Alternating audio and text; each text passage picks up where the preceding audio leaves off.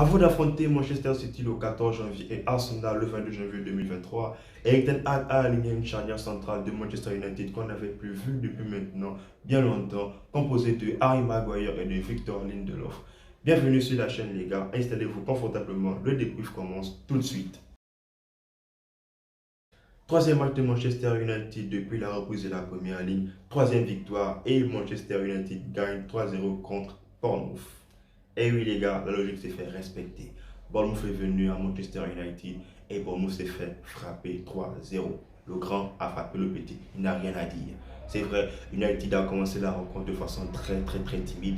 Il faut alors attendre le coup de pied arrêté de Eriksen pour que la finition, l'inévitable Casemiro, nous mette sur les bonnes rails. Et oui les gars, ensuite après cela, Manchester United a contrôlé le match. Manchester United a répété les actions coup sur coup, mais n'a jamais réussi à trouver ce second but-là pendant la première mi-temps. Et oui, fait de match du côté de Manchester United, c'est la perte encore d'un joueur assez décrié depuis qu'il est arrivé du côté de Manchester United, c'est Van de Beek. Ah oui les gars, c'est vraiment dommageable pour ce joueur. Il arrive à Manchester United. Personnellement, je pensais qu'il devait s'imposer. Je pensais que c'était un joueur qui avait la carrière pour jouer à Manchester United. Et en même temps aussi, il faudrait savoir que le poste dans lequel tous les coachs font jouer de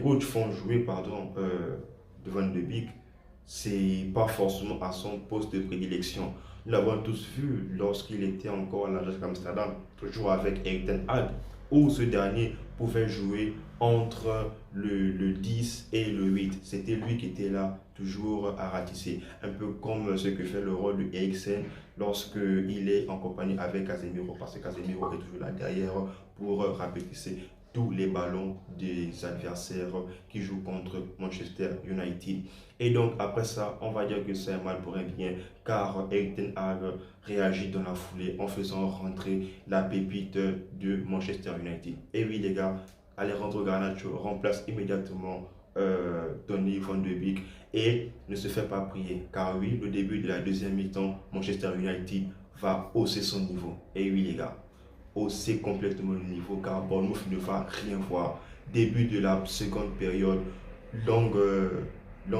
début de la seconde période, Luke Shaw se met immédiatement en évidence. Long ballon depuis la défense, une chevauchée de taille, une 2 avec Bruno Fernandes, il va se replacer.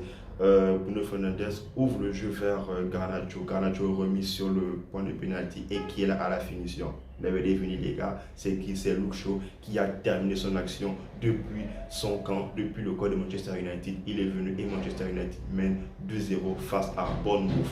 Et pendant la seconde période, j'ai trouvé que Luke Shaw s'était un peu délaissé ou a délaissé son côté parce que le plus souvent les attaques de Bournemouth venaient toujours du côté gauche. Luke Shaw était peut-être seul, c'est vrai, il n'était pas soutenu par Garnacho, mais le côté qu'avait utilisé Bournemouth pour essayer de trouver une faille du côté de Manchester United était toujours du côté gauche. Et c'est là où une personne a réussi à se mettre en évidence. Je parle de qui ici? Je parle du gardien de Manchester United, j'ai nommé David De Gea. Et oui les gars, David De Gea n'a pas été sollicité tout le match, mais il a eu son temps, il a eu son mot à dire pendant la rencontre de Manchester United contre Bournemouth. Il a fait des parades coup sur coup. Il a eu à arrêter 2 parades successives. Et oui, arrêt réflexe comme il sait très bien le faire. Et sur une feinte de l'attaquant de Bournemouth, David De Gea a su faire la parade qu'il fallait. Et après cela, on a su et on a vu que David De Gea tenait à cœur de garder son clean sheet et qu'il ne voulait pas encaisser un but. Du moins, ralentir le plus que possible les buts qui peuvent rentrer dans le camp de Manchester United. Et pour le troisième but, les gars, c'est presque un but FIFA. Presque un but FIFA. Toujours à la baguette, Luke Shaw, longue passe sur Bruno Fernandes. Bruno Fernandes n'a qu'à faire juste une remise et qui est encore à la finition. L'inévitable Marcus Rashford qui ne fait que marcher sur l'eau. Marcus Rashford qui vient, qui fait un tap-in tout droit dans les filets. Manchester United mène 3-0. Tranquille, pépère. United s'impose pas dans la douleur, mais je vais dire en contre-attaque. Car oui, United n'a joué qu'en contre-attaque. Les espaces de la défense laissés par Bournemouth, United ne faisait qu'exploiter ça. Car oui, on sait tous que Manchester United est une équipe qui joue toujours en contre-attaque. On l'a vu avec les différents coachs comme Ole Gunnar Solskjaer. On l'a vu même avec le prédécesseur. Comment il s'appelle encore? Oui, Ralph Rangnick. Manchester ne jouait qu'en contre-attaque. Et là, avec la bonification que Erik ten Hag est en train d'inculquer à tous les joueurs de Manchester United, Manchester United devient encore de plus en plus chirurgical devant le but et de plus en plus chirurgical pendant leur contre-attaque. Le souci, oui, parce que lorsqu'il y a des bonnes choses, c'est qu'il y a forcément des mauvaises choses. C'est que pendant la rencontre, j'écoute souvent un grand qui lui aussi est un fan de Manchester United, qui dit à tout moment que Bruno Fernandes est un joueur qui, à n'importe quel instant, il peut te faire, voilà, il te fait sublimer devant le match. Mais en le faisant, on ignore et on oublie complètement les mauvaises actions qu'il a eu à répéter pendant ce match. Bruno Fernandes a eu beaucoup trop de déchets techniques pendant le match de Manchester United-Bournemouth. C'est vrai, il perdait beaucoup de ballons.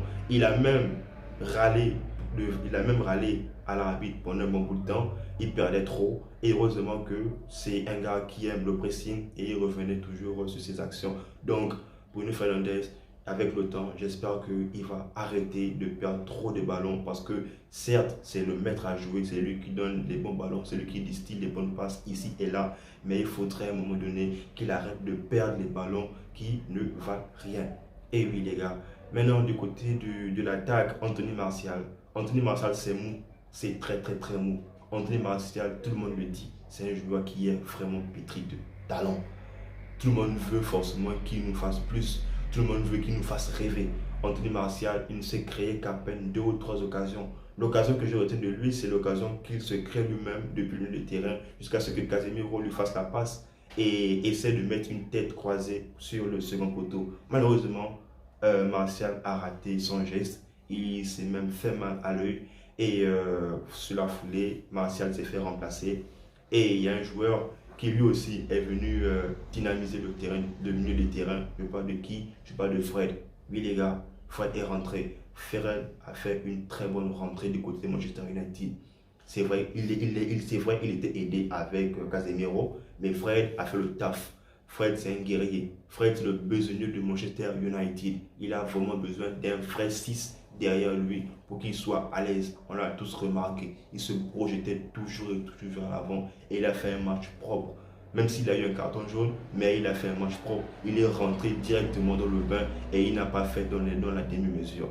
Et oui les gars, Manchester s'est imposé en grand, en patron. Et Manchester United recolle au classement avec maintenant 35 points à égalité de points avec Newcastle 3e, mais avec un match en moins. Donc, j'espère que Manchester United gagnera le prochain match contre Manchester City en Première Ligue et à la foulée réussira à battre le leader Arsenal qui est postiché, qui est en haut de son trône en train de regarder les autres se battre pour les places qualificatives de la Première Ligue.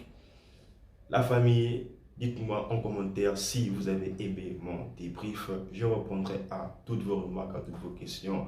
On est ensemble, on s'abonne, on reste en santé. Tous mon